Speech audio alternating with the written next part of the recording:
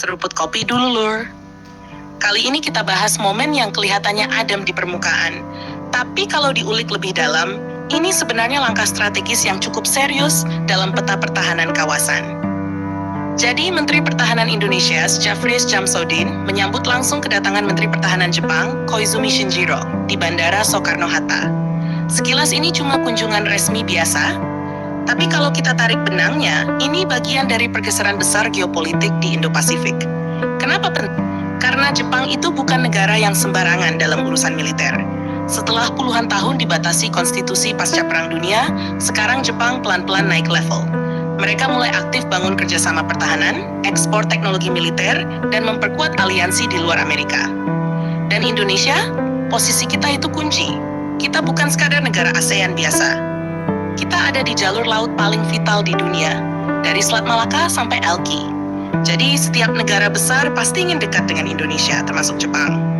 Nah, kunjungan ini bukan cuma seremonial. Ada agenda besar, Defense Cooperation Arrangement atau DCA. Ini yang menarik. DCA itu bukan sekadar MOU biasa. Biasanya kalau sudah masuk tahap ini, artinya kerjasama bisa masuk ke level yang lebih konkret.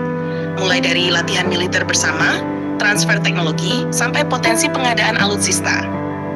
Kalau kita lihat pola Jepang selama ini, mereka punya beberapa kekuatan utama yang bisa jadi game changer buat Indonesia. Pertama, teknologi maritim. Jepang itu salah satu raksasa di dunia dalam teknologi kapal, mulai dari kapal patroli, frigat, sampai kapal selam diesel elektrik yang super senyap. Kalau Indonesia bisa masuk ke kerjasama lebih dalam, bukan cuma beli, tapi juga transfer teknologi, itu dampaknya besar buat industri galangan kapal dalam negeri.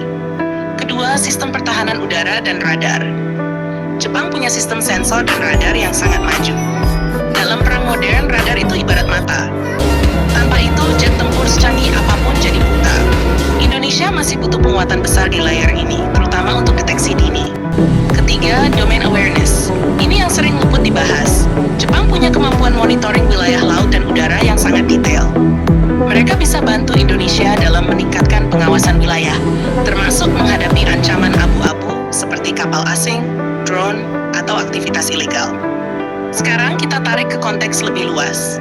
Kenapa Jepang makin aktif ke Indonesia? Jawabannya, China.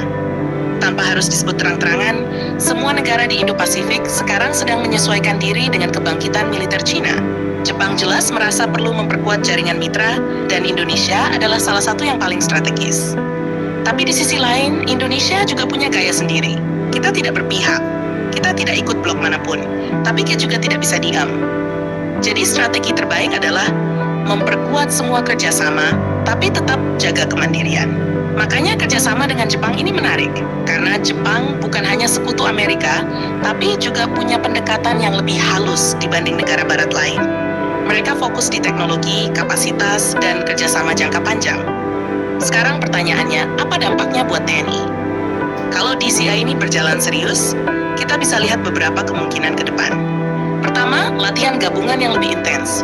Bukan cuma latihan biasa, tapi bisa masuk skenario kompleks seperti perang laut modern, anti-submarine warfare, sampai operasi gabungan multidomain. Kedua, modernisasi alutsista. Indonesia bisa punya akses ke teknologi Jepang, baik melalui pembelian langsung atau kerjasama produksi. Ini bisa mempercepat modernisasi tanpa sepenuhnya tergantung ke satu negara saja. Ketiga, peningkatan interoperabilitas. Artinya, sistem militer Indonesia bisa lebih kompatibel dengan negara lain. Ini penting kalau suatu saat ada operasi gabungan atau misi internasional. Tapi tentu ada juga tantangannya. Kerjasama seperti ini harus dijaga supaya tidak membuat Indonesia terlalu bergantung.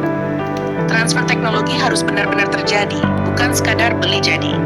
Dan yang paling penting, harus disesuaikan dengan kebutuhan strategis Indonesia sendiri, bukan kepentingan negara lain. Jadi kesimpulannya, kunjungan Menhan Jepang ini bukan sekadar diplomasi biasa. Ini adalah bagian dari puzzle besar di Indo-Pasifik, di mana Indonesia semakin dilihat sebagai pemain kunci.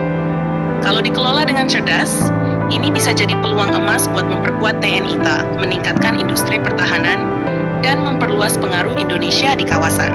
Tapi kalau salah langkah, bisa jadi cuma seremonial tanpa dampak nyata. Disinilah peran strategi, negosiasi, dan visi jangka panjang jadi penentu. Menurut kalian, Indonesia harus lebih dekat Jepang dalam urusan militer, atau tetap jaga jarak dan fokus mandiri? Jangan lupa subscribe, like, dan Rumput Kopi dulu.